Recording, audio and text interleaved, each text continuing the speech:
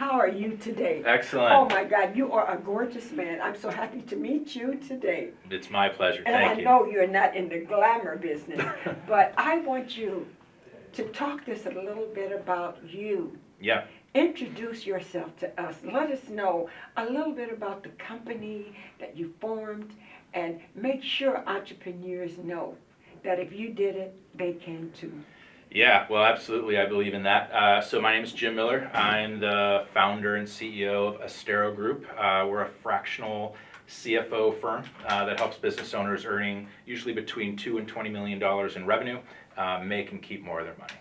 Well, when you say keep more of their money, do you focus on the income levels? Do you focus on their balance sheets, their P&L?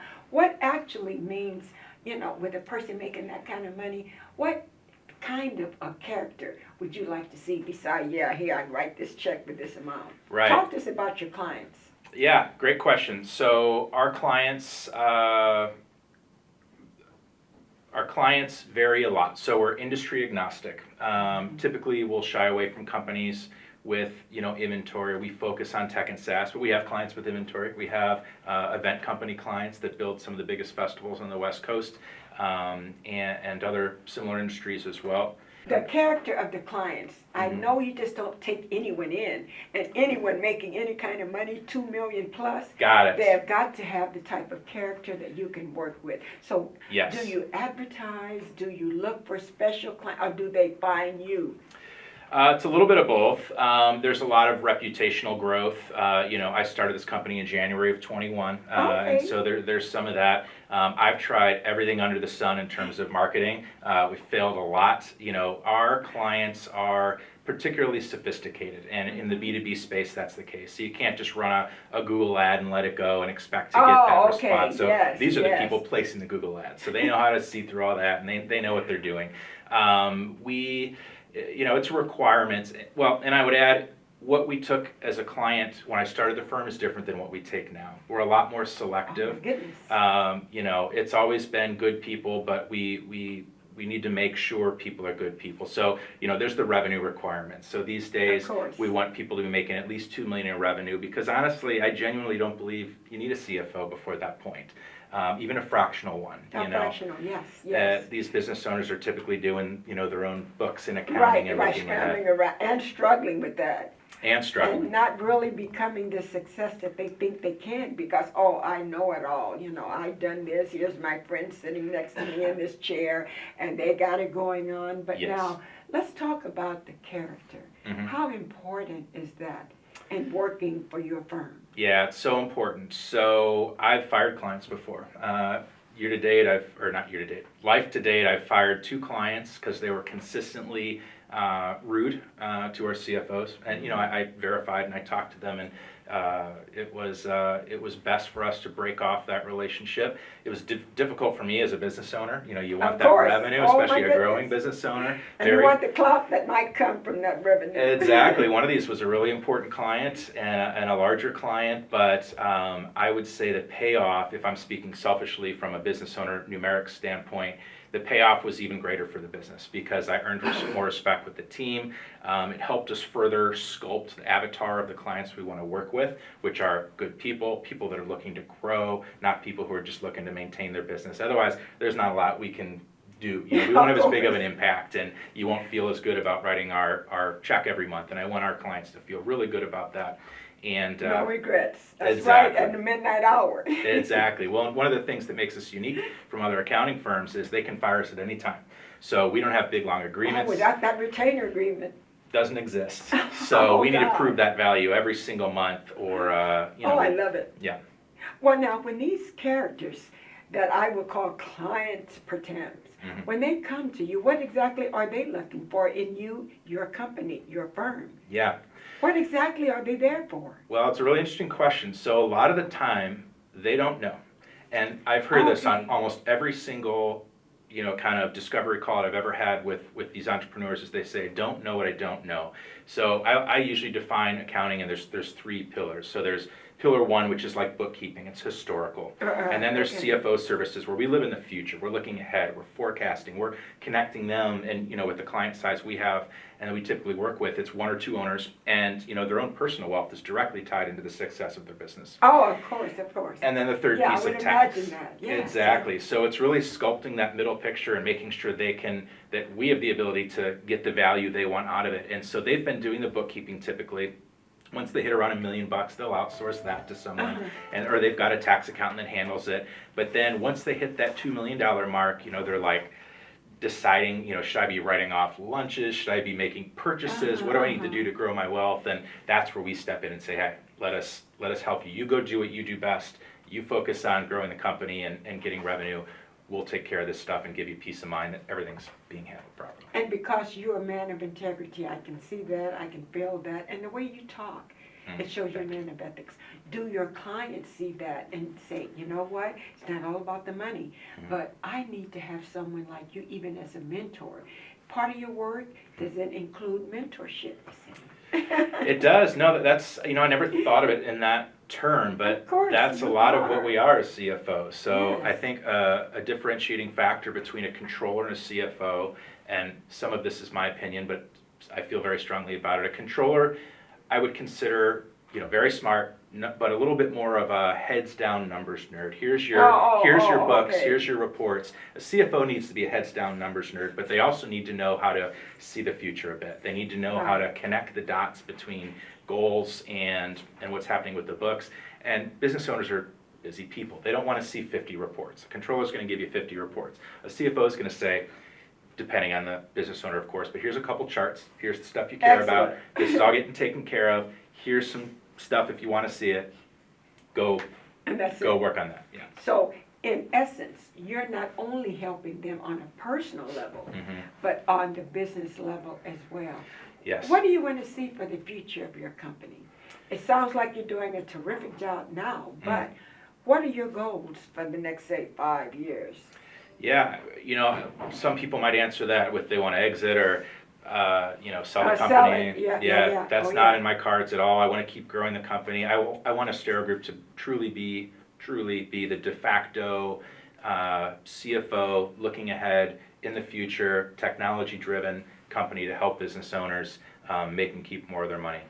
Well, I hate to ask this question, Please. but many, when I do the interviews, they'll say, but can I tell about some of the failures that I have made Yes. across the way? Mhm. A lot of entrepreneurs, they might want to say, you know what, I hear him, I see him, I understand where he's coming from, but has he had any failed or failure situations that I can learn from him?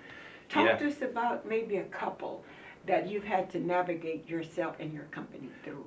That's a good question. I'm an open book and very I thought transparent so. about this stuff. So I love sharing it because there's been a lot where it's not glamorous. Oh my goodness. Probably the Okay.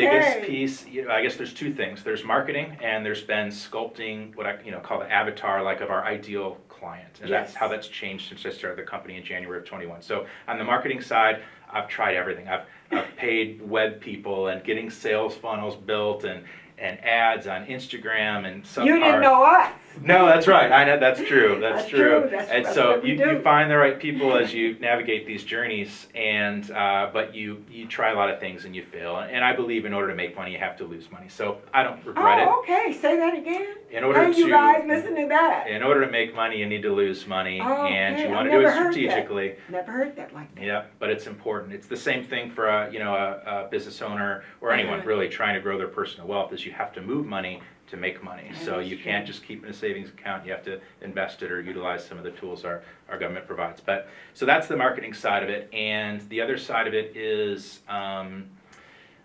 the avatar of who our client is. So I think that's really critical for any business to sculpt who they're talking to, because when you make that exception, because the revenue's great or the money's great, See what's going to happen next. and you work with the wrong person. Yeah, you're sorry. You're Yep. sorry at the end. Why is that?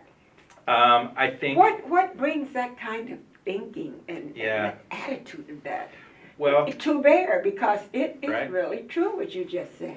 it is, and there's two sides. I think there are people who are genuinely interested in helping everyone, so they take on everyone they can. But Yeah. in the end, it doesn't help them or the customer. Whatever, you could have a lemonade stand. It doesn't matter what it is. If someone comes to your lemonade stand and they like apple juice, and you're like, hey, just buy this lemonade, they're gonna buy it. They're not gonna like it. They're gonna throw it in your face or leave a bad review. And they'll talk about You should you. just skip that whole process. Yeah, they'll talk about you, and you're the worst lemonade stand in the world, where they don't even like lemonade or need it in the first place. So. Oh, you must have been on Yelp. That's one that really cares a lot of that kind of talk. It's the same thing. So figure out who your avatar is, especially in the beginning. Don't diverge from that at all. I've learned something here today. It's important, and at least for me, that's been a big learning. So that would be a major piece of advice, something that I learned that I'd like to pass on. Well, let's talk this. What about the people that work for you? Yeah. Let's talk about their character, not just your client. Hmm. Tell that you want to, help do this and help be that. Yeah. Let's talk about the people that work for you. Do they share your same inclinations on doing the work and having it done right? Yes. I would think so. I'd imagine so. Yeah, and I could tell you did your homework, because that's something we really Yes. talk about a lot, and it's so important.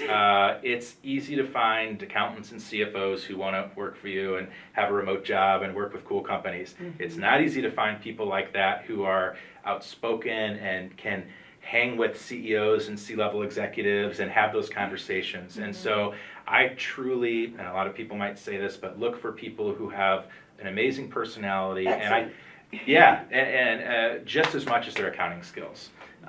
We've let go of people. One time I missed it with this guy, and it didn't work out, and quickly kind of eliminated that. And he turned out to be a pretty bad dude. Oh, wow. Yeah. So luckily Sorry we about identified that. that quickly. Well, we found it out very quickly in the beginning, and but no, it's a critical part of the company and who we hire.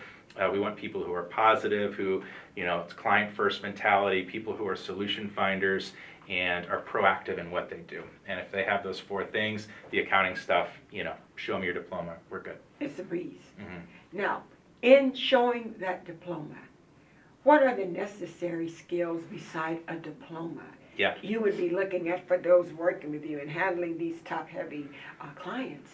Yes. Is it just a diploma, degree, a bachelor's, BS, MBAs? I mean, No. what else would be a qualifying trait for working with these type of people? Yeah, honestly, I would even take someone who didn't have a diploma if they had the experience to back it up, and if they Okay. could have a conversation. Okay. But for Astero Group in particular, there needs to be a technology element. So you don't need to have that experience or be some, whiz, but you need to be open to using technology, for our clients. Of course, and of that's course. important, because we have, maybe you're used to doing budgeting and forecasting in Excel, and that's great. But we've got some new tools. That's that right, you got will- to step up out of Excel. Exactly. Leave that to the controllers and the bookkeepers, and we've got some tools that'll better help the entrepreneurs, and that's all it's about, is helping the businesses. Okay, now you say you started or you opened your business up in 2021. Yes. What have you seen in the last 4 years? After opening, Mhm. we got a new president, That's on right. board. Yep. There's been a lot of things, just a lot of elements of things that Yes. had pushed many businesses to the side. But Mhm. 2021, you were right in the thick of it. Yep. How have you managed to maintain Yeah. through COVID? Through the, what else happened? The Black Lives Matters and all, I mean, my God. Yeah, we had looting credit and all markets that. tightening where VCs weren't giving startups money. We went Oh, through wow. all that stuff. Everyone concerned about a recession. There was, in a lot of 24, the first half, if you recall, everyone was worried a recession was about to occur. So We were involved in that. investors weren't giving their money out, and so we, part of that we've bypassed by wanting our clients to have that $2 million revenue threshold. And what that means at that point, and it's not to be snooty or discriminatory, it's because that entrepreneur has gone through those hurdles before. Going through hell. They've Just gone say through the hell. word. Yeah, exactly. They've Yeah, dealt just with admit it. They've dealt with an investor saying, Mhm. not right now. They've probably dealt with 10 Oh, investors. yeah. Or they've figured out See how me to next keep year. exactly all File that the papers stuff. next year. Exactly. So once someone's at 2 million, they're in the fight at a level where we can help them navigate the typical challenges that we might encounter, that you just described. How can you be contacted? What can the person seeing this interview and liking what they've heard you talk about, and they've heard and listened from the heart, how can they get in touch with you, and are there any certifications first that you want to see, or you offer free consultation? I mean, talk to us about getting in touch with you. Yeah, I'm pretty easy to reach. It doesn't go through my admin or anything. So my main hub is IamJimMiller.com. That leads to all my different goings on. And That's all one word, IamJimMiller.com. That's correct. Yep, no hyphens or anything. You'll see my content on LinkedIn. I'm at I am Jim Miller in everywhere except Instagram, because someone took that years ago. So on Instagram, I'm I am Jim Miller 2, number 2. But everywhere else, I would just say start at IamJimMiller.com, and feel free to reach out. I'm very happy to provide and share knowledge with anyone I can. There's nothing I love more than talking to people about, you know, a vision and offering any advice that I can. As part of that, you know, I do podcasts. I wrote a personal finance book. In a couple weeks, I'm flying to Florida to film some episodes for, it's actually a newer company, but they exist to help founders grow their companies. So I'm doing a little accounting series for them. I'll pass someone for you in Florida. There you go. So it's, you know, I try to help on both sides, but I'm always welcome to talk and help anyone who wants to help himself. What do you charge an upfront fee? Do you have them No. sign some kind of MOU coming to see you? No charge for anything like that. If someone's at a level where, so since we work with clients and business owners that are above 2 million in revenue, I give everything I possibly can to help people get from zero, call it $1 to that 2 million space. Yes. So everything I do online is to help those people get to 2 million. If we can help, you know, be your CFO service at that time, if you need it, great. If not, great. But that's sort of the mentality there. I'm going to send this ahead before you get it. Or would you like to see it first? Whatever. I'm in your hands on this Jim, one. Thank you so much. Thank you so much for coming and talking. And Thank you for the time. You're just a wonderful guest. Thank you. And I'm sorry if I thought, you know, the gray white beard and all of that. I really meant it because Next time I see you, I'll be a changed man. Oh, no, don't do that.